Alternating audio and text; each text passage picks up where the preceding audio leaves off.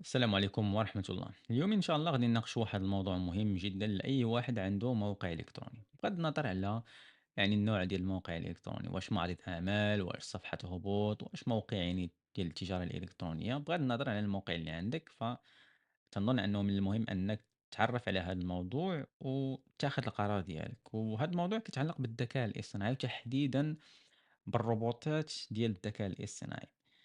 الذكاء الاصطناعي كيعتمد على واحد الروبوتات اللي كيتسموا لي بوت، باش يجلب ولا يبحث على المحتوى الجديد، باش يطور راسو ويطور من القدرات ديالو. فانت كشخص عندك موقع الكتروني، فعندك هذه الامكانيه، يا اما تسمح لهاد البوتات انها تدخل الموقع ديالك وتستافد من المحتوى اللي عندك، او انك تمنع هاد البوتات وما تخليهاش تدخل الموقع ديالك.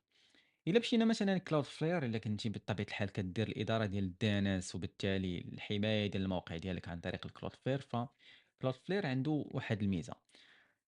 إلا مشينا للموقع ديالك ومشينا للsecurity على هاد الشكل ومشينا لBoots، مشينا لهاد الخيار اللي ما كانش بطبيعة الحال، هاد واحد الميزة جديدة ضافتها Cloudflare الإمكانيات ديالها، وهي الخيار ديال Block AI Bots. فهاد الخيار كيمكنك من أنك تبلوكي، من أنك تمنع البوتات ديال الذكاء الاصطناعي من أنها تدخل الموقع ديالك. فيكفي أنك تفعّل الخيار على هاد الشكل، وبطبيعة الحال غادي يتم المنع ديال هاد البوتات، وهاد البوتات ما تقدرش تدخل للموقع ديالك، بالتالي ما غاديش تستافد هاديك البوتات من المحتوى ديال الموقع ديالك، إلا كنتي أنت بطبيعة الحال باغي هاد القضية، لأنه بزاف ديال المواقع الكبيرة كتمنع البوتات ديال الذكاء الاصطناعي من أنها تدخل للمواقع ديالها.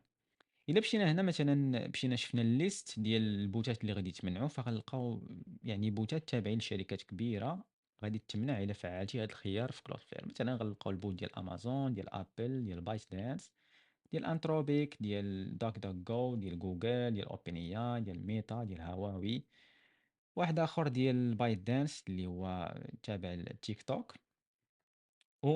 هاد البوت هذا CC بوت. فإلا فعلتِ هاد الخيار غيتم منع هاد البوتات كاملين أنهم يدخلوا الموقع ديالك. بطبيعة الحال كيف ما سبق الإشارة، كاينين بزاف ديال المواقع كتمنع البوتات ديال الذكاء الصناعي من أنها تدخل ليهم. مثلًا إلا مشينا للموقع ديال نيويورك تايمز وخدينا الرابط على هاد الشكل، غنمشيو غنسولو ChatGPT ونقولوا ليه واش تقدر تدخل لهاد المواقع، يجاوبنا بآه ولا لا.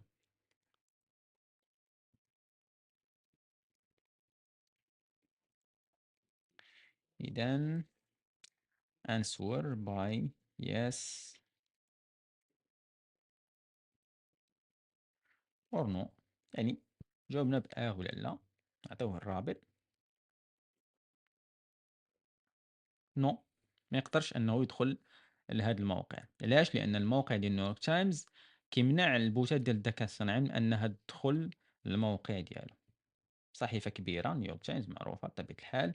إذا درنا سلاش درنا robots.txt، غنلقاو فعلا بأن الموقع ديال نيويورك تايمز مانع بزاف ديال البوتات، منهم البوتات ديال الذكاء الصناعي، من أنها تدخل للمحتوى ديالو. إلا درنا كونترول اف ولا كوموند اف ودرنا شات مثلا، غنلقاو فعلا بانها مانعه بزاف ديال البوتات، منها هاد السي سي بوت، منها هاد بايت سبايدر ديال بايت دانس، وبطبيعه الحال البوتات ديال تشات جي بي تي وديال كلود وديال كوهير، اللي هي واحد الشركه كتطور واحد النموذج ديال الذكاء الاصطناعي.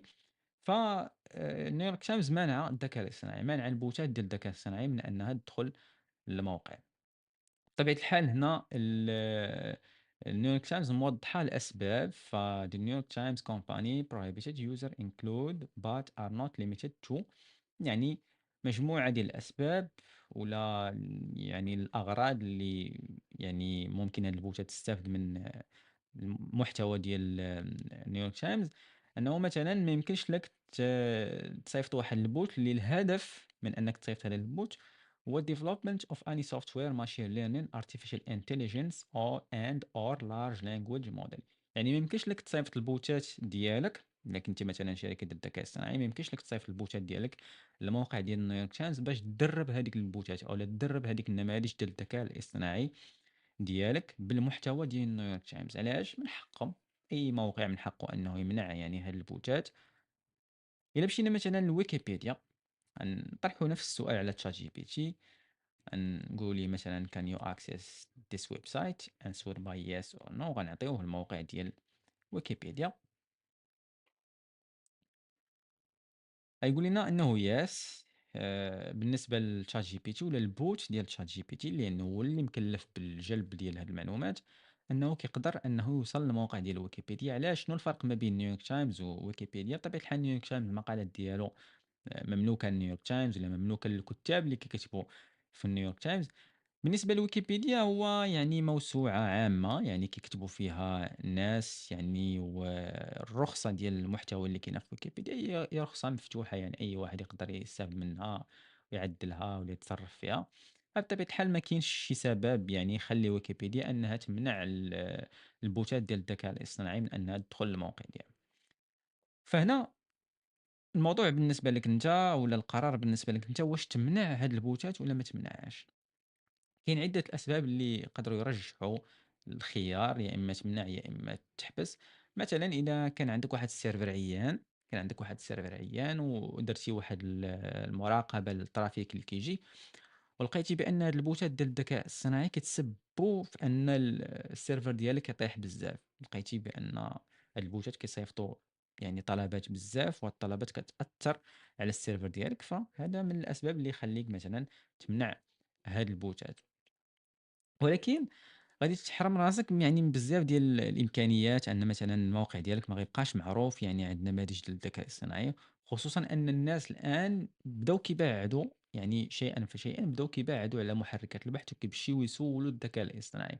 أنا مثلًا عندي واحد المتجر إلكتروني وبزاف ديال لي كوموند، بزاف ديال الطلبيات جاوني من الذكاء الاصطناعي، ملي كتشوف المصدر ديال هذيك الطلبية داك المستخدم اللي جا دار واحد الطلبية عندي في الموقع، كنلقى بأن المصدر اللي جا منه هو ChatGPT. يعني مثلًا مشى سولو على واحد المنتج وChatGPT اقترح عليه الموقع ديالي، فهذه من الأمور اللي ممكن أنك تخسرها إلا منعتي هاد البوتات من أنها تدخل الموقع ديالك. فالقرار كيبقى ليك، يا إما تمنع، إلا منعتي فبطبيعة الحال غتحمي الموقع ديالك، غتحمي المحتوى ديال الموقع ديالك، لكن عاوتاني الموقع ديالك ما غيبقاش معروف لهاد النماذج ديال الذكاء الاصطناعي.